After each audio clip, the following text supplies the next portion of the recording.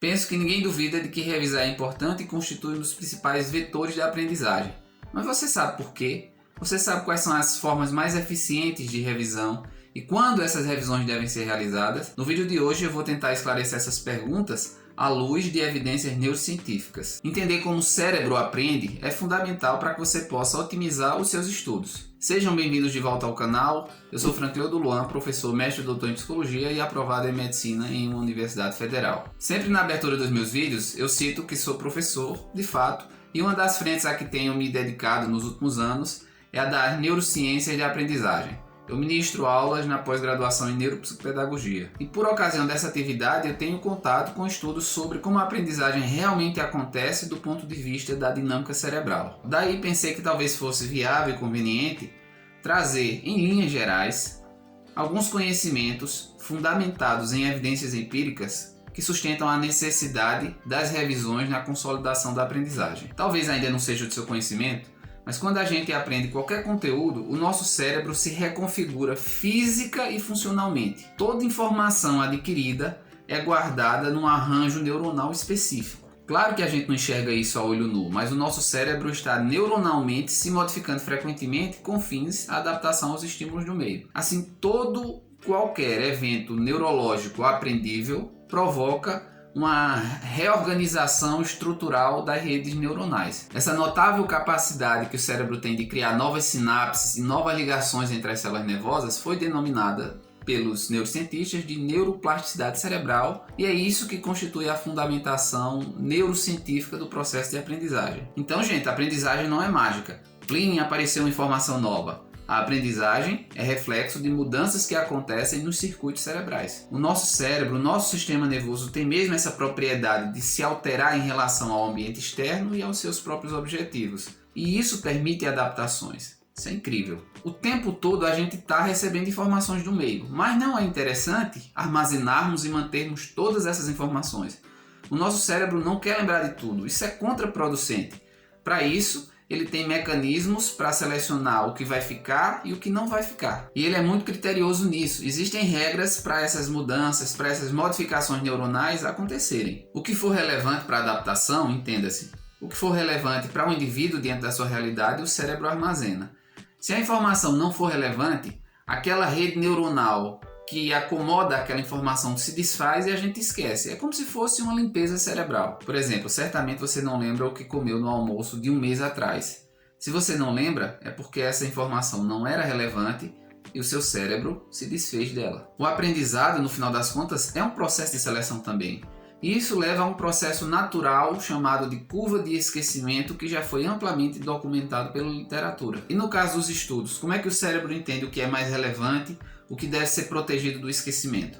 O cérebro entende como mais relevante aquilo que você usa mais, aquilo a que você destina uma aplicação, aquilo que você revisita. Se você não tenta lembrar, se você não usa, o seu cérebro vai entender que aquela informação não é útil e dá sinais para que certas moléculas ou proteínas desfaçam a trama neural daquela informação. Mas se você está tentando lembrar de uma informação, se você está tentando reativar frequentemente aquela memória, ou se está tentando aplicar de alguma maneira aquela informação, o seu cérebro entende que aquilo é relevante e envia sinais químicos para que outras moléculas neurotransmissoras atuem no fortalecimento, na consolidação da teia neuronal que hospeda aquela informação. Vocês estão entendendo onde eu estou querendo chegar? O processo de revisão tem sim um fundamento neuroquímico que protege o conhecimento do natural processo de esquecimento. Notadamente, quando você tenta ativamente lembrar, puxar da memória o que se chama de recuperação ativa,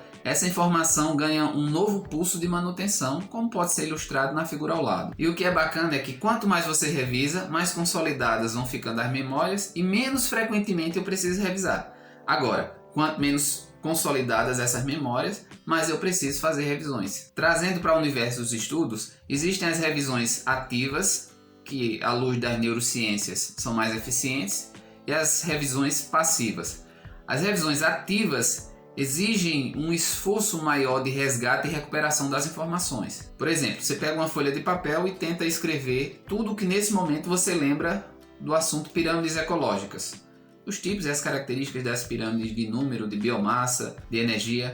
é uma técnica de brainstorming, né? Outras maneiras de revisão ativa são resolver questões de simulados, fazer autoexplicações do conteúdo aprendido, explicar esse conteúdo a outras pessoas. Já como exemplos de revisões passivas estão a leitura de grifos, de anotações ou ver videoaulas de revisão, que se por um lado não tem a mesma mobilização neuronal das revisões ativas, por outro guardam uma sistematicidade maior no sentido de domiciliarem pretensamente todos os conteúdos mais relevantes do assunto e que você pode rapidamente consultar. Eu penso ser importante realizar revisões ativas e passivas. Eu particularmente revisava assim. Revisava mediante lista de exercícios, simulados, autoexplicações. E aí um toque, em relação às listas de exercícios, quando eu via um novo conteúdo, eu resolvia apenas uma parcela dos exercícios da lista e reservava outras questões para resolver em um outro momento, porque aí eu teria a oportunidade de ter um novo episódio de revisões. Além das revisões ativas, eu também revisava por intermédio de resumos, relia semanalmente o material com estilos de questões de matemática, eu já disponibilizei aqui no canal esse material para vocês, e também revisava por meio de videoaulas, não de todos os conteúdos, mas daqueles em que eu tinha mais dificuldades. Mesclar esses dois formatos foi uma escolha acertada no meu caso, sabe? Eu penso que o que mede a eficácia de uma revisão é se você está lembrando da coisa. Não é se a revisão é agradável ou se é desse ou daquele estilo. Agora, o que é importante é que essas revisões sejam espaçadas. Existe aquela técnica que foi aprimorada pelo cientista Wozniak. Estudou como funciona a curva do esquecimento e essa técnica recomenda que a primeira revisão deve ser feita 24 horas ou até 24 horas depois de ter aprendido o conteúdo, uma segunda revisão 7 dias após, uma terceira 15 dias após e uma quarta 30 dias após ter visto ou aprendido o conteúdo. E outras repetições podem, segundo essa técnica, e devem ser feitas tempos depois, como 2 meses depois, 6 meses depois, 1 ano depois, para que haja um bom aproveitamento, né, do conteúdo. Eu não sei vocês, mas eu nunca consegui dar conta desse regime de revisões. Começavam a acumular revisões. Eu acho assim, se você não for hiper organizado, você não consegue fazer todas as revisões que a técnica sugere. Se me permitem, eu vou dizer como eu fazia as revisões na minha preparação. Para matemática, eu revisava por questões, simulados, listas de exercícios e relendo, como dito, o material de estilos de questões que eu havia compilado. Ciências humanas, eu revisava por resumos e simulados. Linguagem também. Biologia, eu revisava por simulados e também de uma forma curiosa. Eu gravei áudios de todas as aulas de biologia do professor Guilherme Goulart, já falei dele aqui no canal, e as ouvia enquanto corria. Eu corria 3 vezes por semana durante 1 hora, 1 hora e meia. Assim eu tinha cerca de 4 horas, 4 horas e meia de revisão só de biologia por semana. Em uma corrida, por exemplo, dava para cumprir quase todo o programa de citologia. Eu colocava na velocidade um pouco mais acelerada, mas com essa estratégia eu consegui fazer diversos ciclos de revisão de biologia, porque eu corria semanalmente durante o ano inteiro, de 3, às vezes até 4 vezes por semana. Para revisar química e física, eu fazia simulados e, além disso, eu relia semanalmente os meus resumos expandidos. Já falei sobre isso aqui. Então, no início era um pouco mais demorado para ler, mas com o tempo eu conseguia fazer revisões de manutenção dessas duas disciplinas em uma manhã. Percebam que na minha preparação eu coadunei revisões ativas e revisões passivas. Comigo funcionou muito bem. Se você ainda não tem o hábito de revisar, ou se você não encontrou uma forma adequada para você de como fazê-lo, experimente mesclar esses dois estilos e veja se fica viável. Agora, a despeito de quaisquer formatos, não deixe de incluir revisões sistemáticas no seu estudo.